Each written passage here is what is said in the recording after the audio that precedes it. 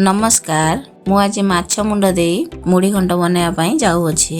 यही मुढ़ी घंट को बंगाली माने बेसी खाया भल पाती। मुढ़ी घंट बनैया मुझे 100 ग्राम मुग डाली नहीं चूल्ही रे कड़ा बसई दूची। कड़ाटी आमर भल भाव गरम हो गलानी। एबे मुग डाली को ता भितर दे भल भाव भाजीदवा। मुग डाली आमर भल भाव भजा हो गलानी। एबे ता भितर पानी देदवा।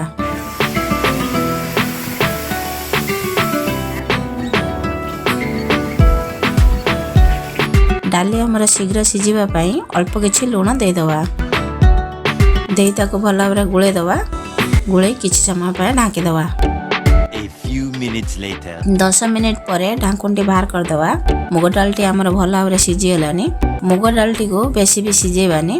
बेसी सिझेले आम माछ दे जो मुढ़ी घंट बनैबा सेटा ठीक भाव हब नाही। एबे ताको चूल्ही रे उले दवा। मुढ़ी घंट बनैबा पई गुटे प्याज छोट छोट करी काटि नेछि। मसला बनैबा पई मुझे खंडे अदा छोट छोट करी काटि नेछि। गुटे रसुण र किछि पाखुड़ा मुझे भल भाव छड़े की नेछि। ए मसला टिको मु भल भाव बाटी नहीं आछि। चूल्ही रे कड़ा बसई दउछि। कड़ाटी हमर भल भाव गरम हो गलानी। एबे अल्प किछि सोरिष तेल ता भितर दे दवा। तेलटी हमर भल भाव गरम हो गलानी। एबे गुटे तेज पत्र भल भाव छिड़े की दे दवा।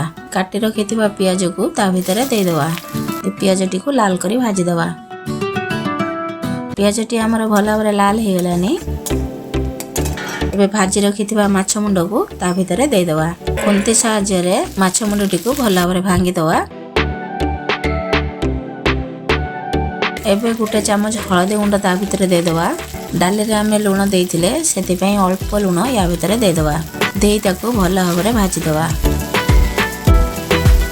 माछ मुंड टी हमर भल भाव भजा हो गलानी। एबे बाटी रखिथिबा मसला को ता भितर दे दवा। बाटी धुई अल्प किछि पानी ता भितर दे दवा। माछ मुंडटी भल भाव मसला संगे गुळे दवा। 2 चामच धनिया गुंड दे दवा। गोटे चामच जीरा गुंड दे दवा। राग हिसाब रे लंका गुंड दे दवा। माछ मुंड संगे मसला टी को भल भाव कषि दवा।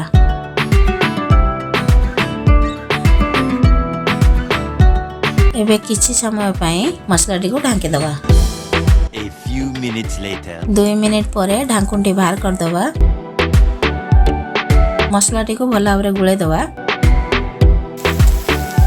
मसला रे तेल छाड़ी आसलानी। मसला रे हमर भल भाव हो गलानी। एबे सिझी रखिथिबा डाली को ता भितर दे दवा।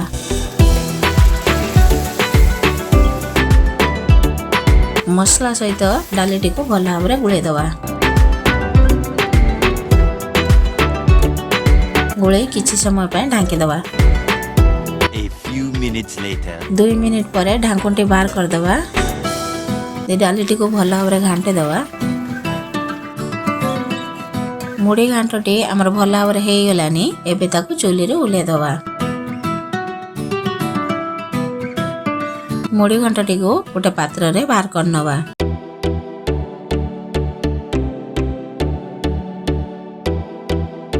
देखंतु आम मुढ़ी घंटटी केते सुंदर भावे हेची। केते सुंदर बास्ना भी होची। देखिला बेलू को खाया पई इच्छा होची। आपण एही परी मुढ़ी घंट घरे बनै खांतु। केमिति लागिला कमेंट माध्यम रे जणांतु। जदि आम वीडियो आपन को पसंद आसुची तो लाइक करंतु, शेयर करंतु। एही परी नुवा नुवा वीडियो देखिबा पई आम चैनल को सब्सक्राइब करंतु। धन्यवाद।